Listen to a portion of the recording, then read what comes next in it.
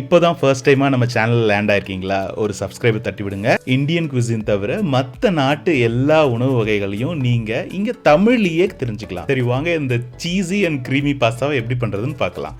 First 50 grams butter எடுத்துங்க. ஒரு பேன்ல இந்த மாதிரி ஆட் பண்ணிட்டு மீடியம் ஃப்ளேம் இல்லைனா லோ ஃப்ளேம் வச்சு மெல்ட் பண்ணிக்கங்க. தீய விடக்கூடாது, ஜஸ்ட் மெல்ட் பண்ணிட்டு இப்போ ஃப்ளேமை ஆஃப் பண்ணிடுங்க. ஆஃப் பண்ண பிறகு அகைன் 50 கிராம்ஸ் ஃப்ளார் எடுத்துங்க, அதாவது மைதா. இப்போ திருப்பி ஃப்ளேமை ஆன் பண்ணிட்டு சிம்மர்ல வச்சுட்டு இந்த மைதா அதுக்கப்புறம் பட்டரை பொறுமையாக குக் பண்ணி கொஞ்சம் கெட்டியாக வர மாதிரி இந்த மாதிரி பதத்துக்கு மேக்ஸிமம் ஒரு 2 to 3 மினிட்ஸில் இது ரெடி ஆகிடும். இதுக்கப்புறமா நம்ம மில்கை ஹீட் பண்ணணும். மில்க் எவ்வளோ பார்த்தீங்கன்னா 500 ml. ஃப்ளேமை மீடியமில் வச்சுட்டு ஒரே ஒரு பே லீவ்ஸ் அதுக்கப்புறமா ஒரு சின்ன ஆனியனை பீல் பண்ணிவிட்டு இந்த மாதிரி க்ளோவ்ஸை அதுக்குள்ளே ஸ்டட் பண்ணிவிடுங்க. இது பேர் ஸ்டட்டட் ஆனியன் சொல்லுவாங்க.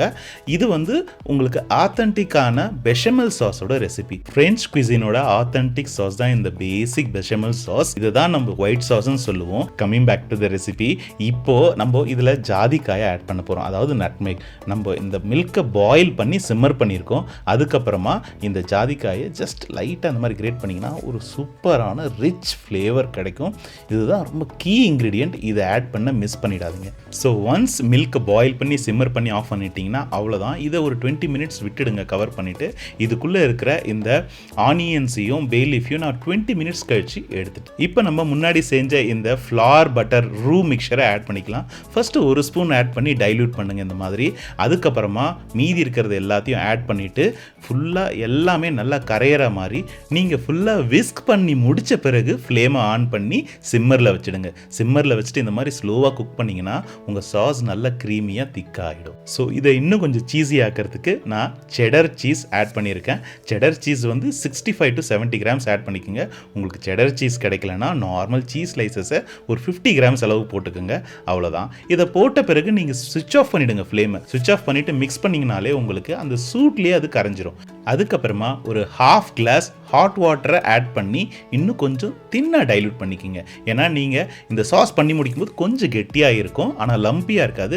ஸோ சுடு தண்ணி ஆட் பண்ணி இது மாதிரி க்ரீமியாக தின்னாக சாஸை பண்ணி எடுத்துக்கோங்க. இதுக்கப்புறமா நீங்கள் ஒரு மூடி போட்டு இதை மூடி வச்சுருங்க, இல்லைனா அது மேலே ஆடை மாதிரி கட்டிடும். ஸோ இது ரெஸ்ட் ஆகட்டும். இதுக்கு நடுவில் நம்ம பாஸ்தாவை பாயில் பண்ணலாம். பாஸ்தாவை பாயில் பண்ணுறதுக்கு நான் ஒரு 1.5 லிட்டர் வாட்டர் எடுத்திருக்கேன். 200 கிராம்ஸ் பாஸ்தாக்கு 200 கிராம்ஸ் பாஸ்தாக்கு 1.5 லிட்டர் வாட்டர் போதும். அதோட எக்ஸ்ட்ரா வைக்கலாம், ஆனால் கம்மியாக வைக்காதீங்க. அதுக்கு கரெக்டாக 1 table spoon salt, 1 table spoon oil, அவ்வளோதான். பாஸ்தா ஆக்சுவலி பாயில் ஆக 10 to 13 மினிட்ஸ் ஆகும். நீங்கள் மூடி வச்சு பாயில் பண்ணிங்கன்னா 10 மினிட்ஸ்லேயே பர்ஃபெக்டாக பாயில் ஆகிடும். இந்த மாதிரி மூடி வைக்கும்போது சிம்மரில் வைங்க. ரொம்ப வேகமாக வச்சிங்கன்னா பொங்கி வந்துடும். ஸோ எனக்கு கரெக்டாக 9 to 10 மினிட்ஸ்லேயே பர்ஃபெக்டாக பாஸ்தா பாயில் ஆகிடுச்சு. 90% பாயில் பண்ணியிருக்கேன். பாருங்கள், இந்த மாதிரி கன்சிஸ்டன்சி இருக்கணும். ஆனால் நீங்கள் ஃபுல்லாக பாயில் பண்ணிட்டீங்கன்னா ஃபர்தராக நம்ம பாஸ்தாவை சாஸ் கூட போட்டு மிக்ஸ் பண்ணும்போது ரொம்ப பல்ஜியாக ஓவர் குக் ஆகிடும். ஸோ இந்த மாதிரி பர்ஃபெக்டாக 90% பாயில் பண்ணி எடுத்த பிறகு ஒரு நல்ல பெரிய பிளேட்டில் போட்டு கொஞ்சமாக ஆயில் ட்ரிசில் பண்ணி மிக்ஸ் பண்ணி எடுத்து வச்சுருங்க. ஆறட்டும் பாஸ்தா. ஸோ சாஸும் பாஸ்தாவும் ஒரு 30 மினிட்ஸ் ஆறின பிறகு நம்ம ஃபர்தராக பாஸ்தாவை ஃபினிஷ் பண்ணலாம். இப்போது பாஸ்தாவை ஃபினிஷ் பண்ணுறதுக்கு நான் 1 டேபிள் ஸ்பூன் ஆலிவ் ஆயில் எடுத்திருக்கேன். நீங்கள் நார்மல் ஆயில் வேணால் எடுத்துங்க, இல்லை பட்டர் கூட ஆட் பண்ணிக்கலாம்.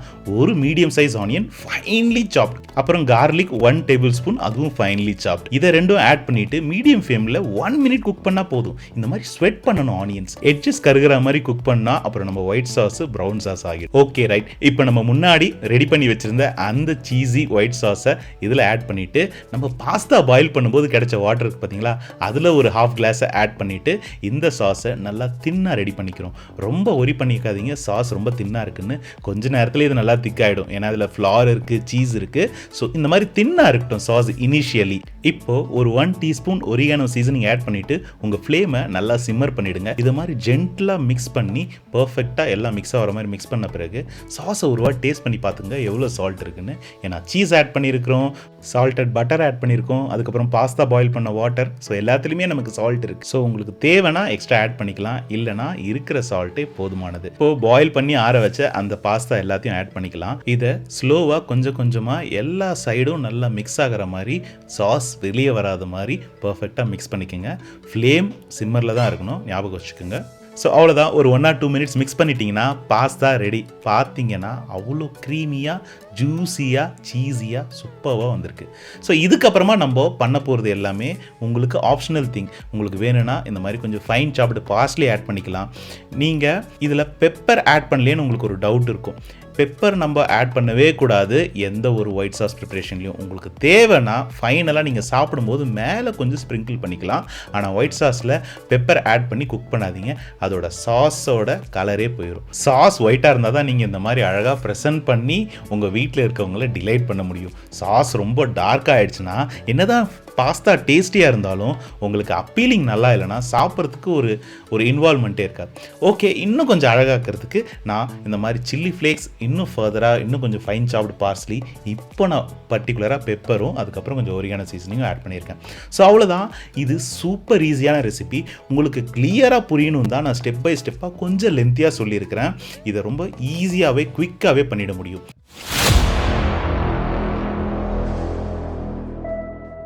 First 2 teaspoon paprika powder. உங்ககிட்ட பாப்ரிகா பவுடர் இல்லைன்னா நீங்கள் Kashmir red chilli powder use பண்ணீங்க. அப்புறம் 1 teaspoon cumin powder, 1/4 teaspoon black pepper powder, 1 teaspoon regular table salt, 1 teaspoon oregano seasoning, அப்புறம் இந்த ஃபைனலாக போட்டோம் பார்த்தீங்களா இந்த கறி பவுடர். இது நம்ம சிக்னேச்சர் டச். இது வந்து ஆக்சுவல் ஃபஜிதா சீசனிங்கில் இருக்காது. ஒரு 1/4 டீஸ்பூன் கறி பவுடர். ஸோ இந்த மிக்ஸை நல்லா மிக்ஸ் பண்ணி எடுத்துட்டிங்கன்னா இதில் இனஃப் சீசனிங் இருக்கும். நீங்கள் பாஸ்தாவில் ஸ்லைட்டாக சீசனிங் போட்டால் போதும். பார்த்தீங்களா இந்த மாதிரி.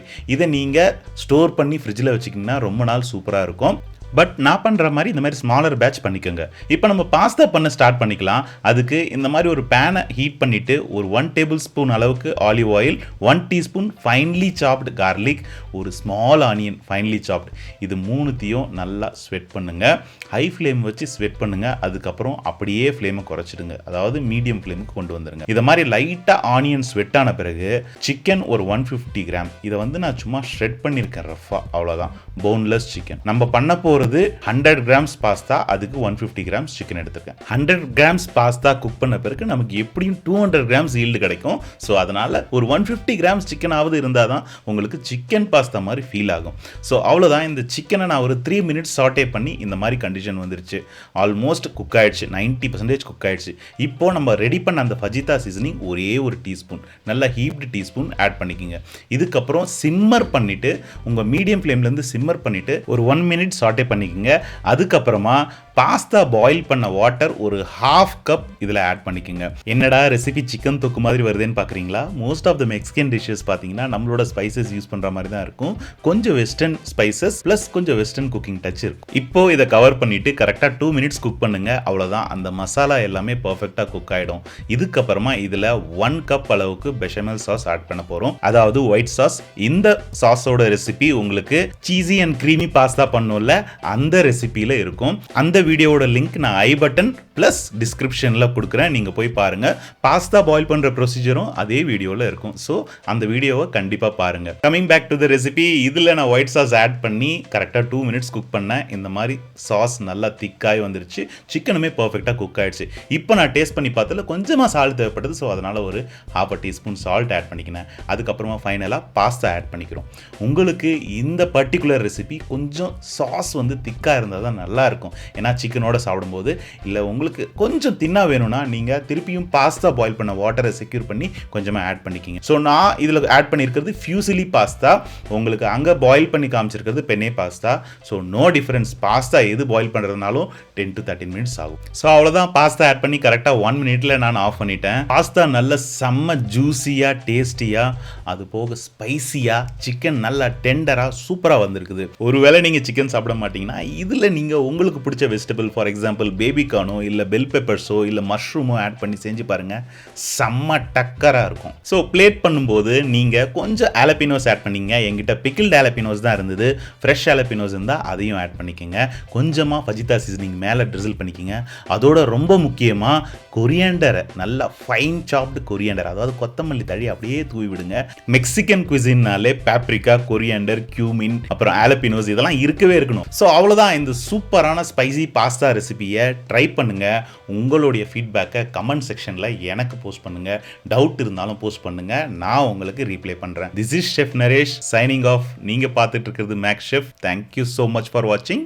பபாய்.